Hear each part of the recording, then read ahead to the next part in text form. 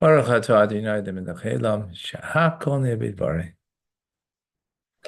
Amen. Amen. L'chaim, l'chaim v'bracha.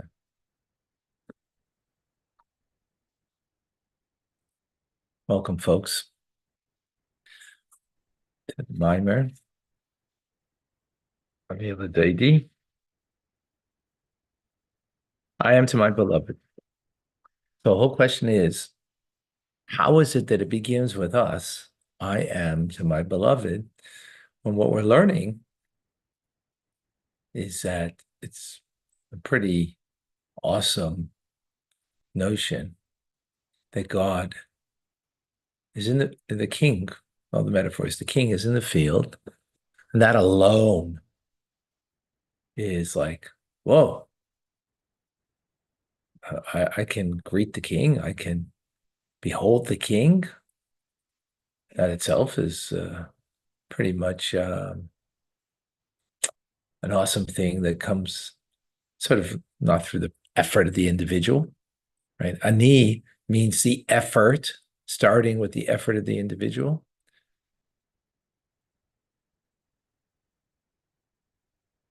And so it sounds like it's something from above. Furthermore, that the king is receiving everyone who comes, meaning anybody who's doing tshuva, because the field is a metaphor for someone who is distant. The desert is someone who is completely distant in the sense that they're off the proper track of life, right? Place that nothing grows. The field, things do grow, but it's not the metaphor of field is you're not feeling connected. Not feeling connected. So as opposed to the palace of the king, real connection. So the people in the field, or even more so in the desert, that come and greet the king, that itself, that he's receiving them with this fine countenance, because they are wanting, just because they want to get closer. And not only that, but he's also at the same time displaying something that is of him. And what is he displaying? A wide smile. And the pleasure that smile is not in what we do for the king.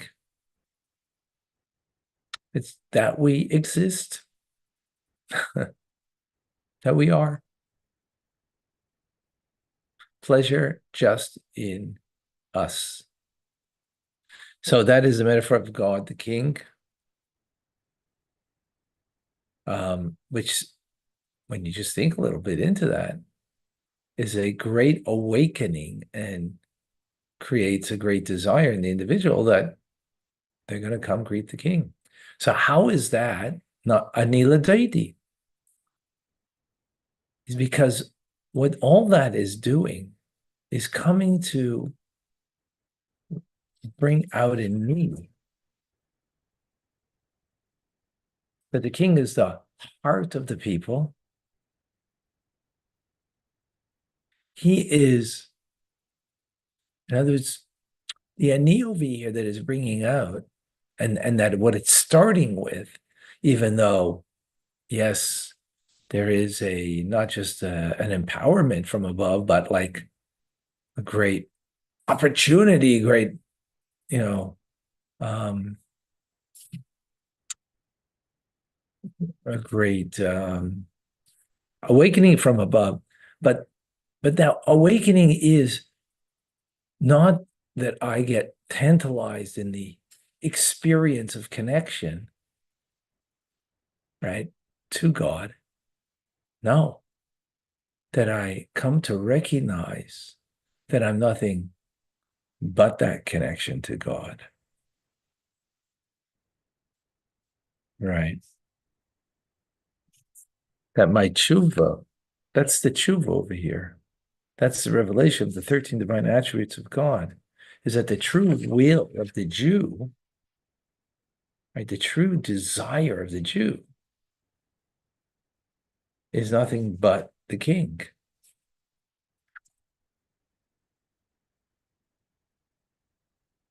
That's the true nature, not just the true desire, because that's the nature. Oops. Uh, that's because that's the true nature of the Jew. And that's what he explains that the name Israel is Yud Sar Kale. The Yud in front of a word makes it constant. Sar means a minister,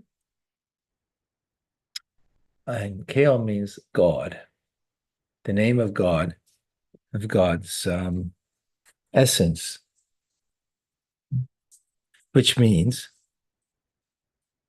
that this is the light of God that reflects the infinite of God, the light of God that reflects the infinite of God, right?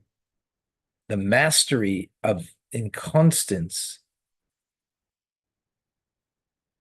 And this is the name of Israel. Meaning, what does that mean? That the bittul to godliness, the self-effacement to godliness that's in every Jew is something that's beyond rationale.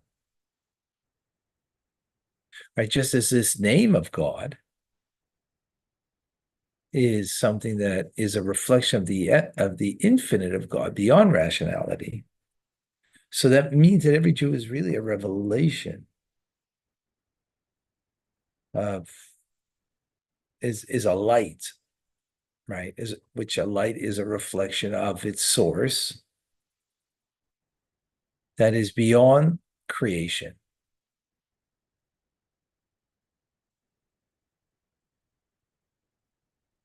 And what's happening in the month of Elul is the light of Hashem that is being revealed, right? The 13 divine attributes of Hashem. Its source is in the name Kel, because it's the first thing we say. Hashem, Hashem, Kel, Rachum, Bechanu, Nerech HaPayim.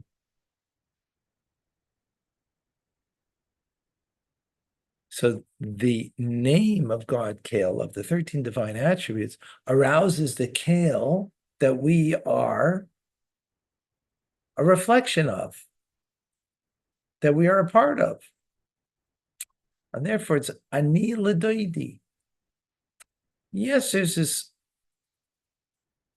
When we speak generally about an awakening from above, it creates an experience that awakens us to an experience to connect to Hashem.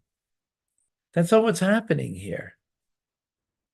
The truth is, and the awakening from above of the king of the field, which is the 13 divine attributes of Hashem, right? Which the first attribute is Kale, which Kale is a reflection of the Ein Sof. It's the light of the Ein Sof, and a light is a reflection of its source. It always remains true to its source, so to speak, connected to its source. A reflection of the source, just as the ray of the sun is a reflection of the sun. So that's what the Jewish people are, because our name is Kale. Yud, Sar Kale, a master of Kale. The name of God that reflects the Ein Sof. That's who we are.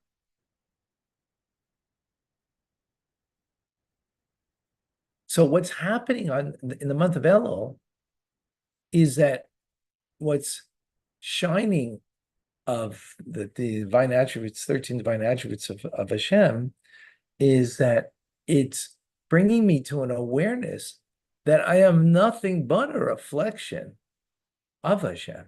That's my reality. That's my being. And the fact that it's true, it's precipitated from above because of the king in the field, the 13 divine attributes that shine, is only a cause, right? That to reveal in me that my true will is, my true desire is nothing else than I am but a reflection of Hashem. It's very powerful. So Anila Doidi, right?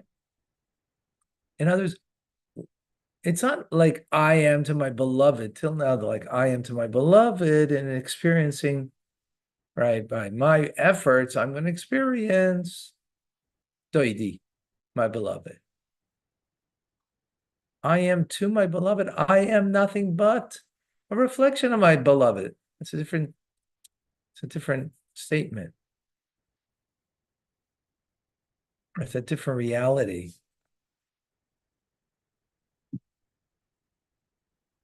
In other words, the whole point is what I am. And now the Rebbe goes further. This is like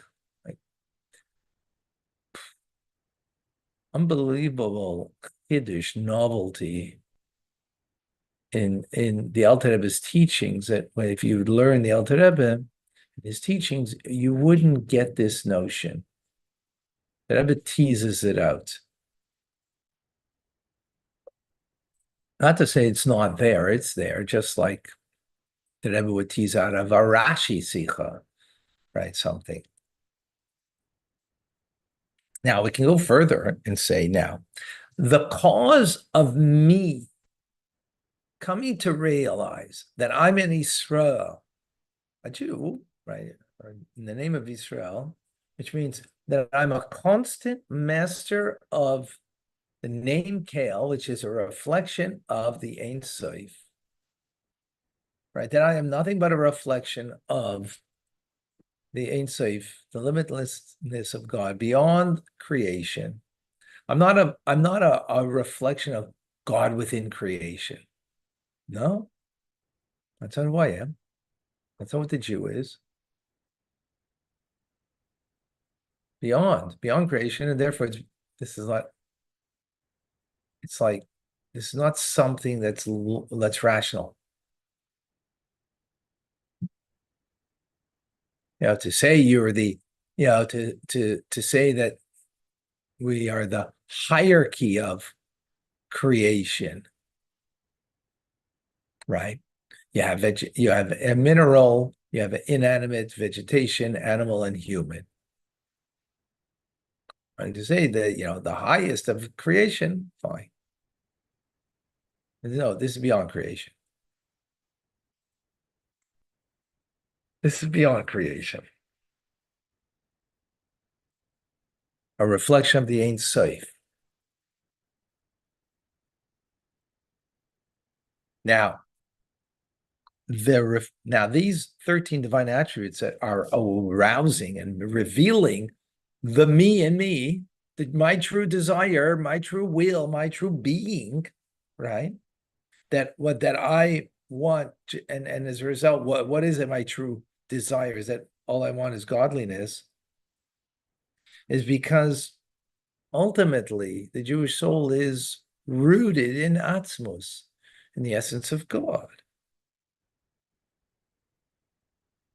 So actually what comes out over here is, as a result of our recognition of what our true will and desire is, nothing but godliness, right? So what comes out, we actually bring an exaltedness, an aliyah. We bring something to the 13 divine attributes. They are shining to bring that to me. What does that mean? It means like this. The 13 divine attributes. Why does God have got 13 divine attributes? He needs 13 divine attributes of compassion. He needs that for himself, like to have compassion. No. So why is that part of the order of creation? For our sake. For our sake.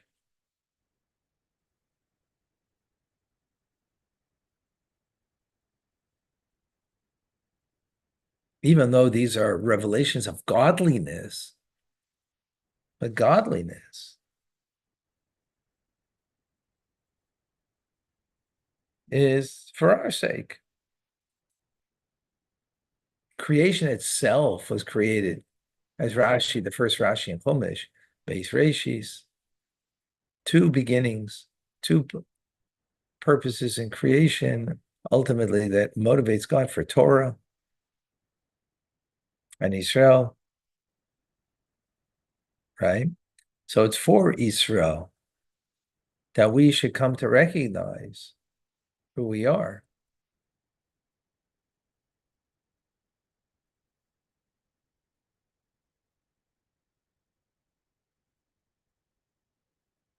So even though this is a great revelation of godliness, but godliness, right, that comes down from above,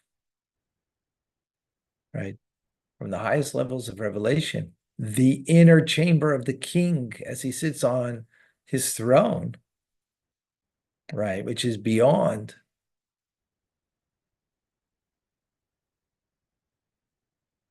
God needs to be king sitting on his throne. No, the whole reason is to come out to the field in order to arouse us that we should come to recognize that what I really want.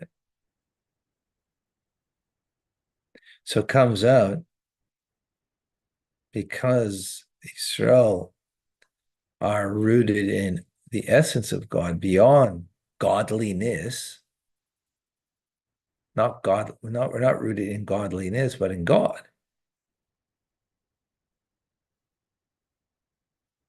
It comes out that therefore the 13 divine attributes are only there for our sake. And therefore, we affect the godly order of things. We exalt it by the fact that we come to the recognition of who and what we are.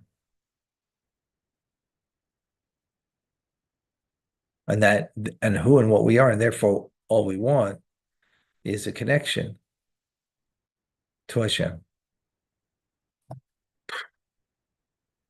It's very powerful. Let's meditate on that thought. So as where we feel naturally, wow, king in the field, 13 divine attributes, that's very lofty. You know what? We're much more lofty. The whole reason that there is a king in the field is for me who's in the field or further removed, that to come and realize who and what I am and what I really want. So all of that godliness is only that I should recognize that I'm just a reflection of God himself. That's very powerful.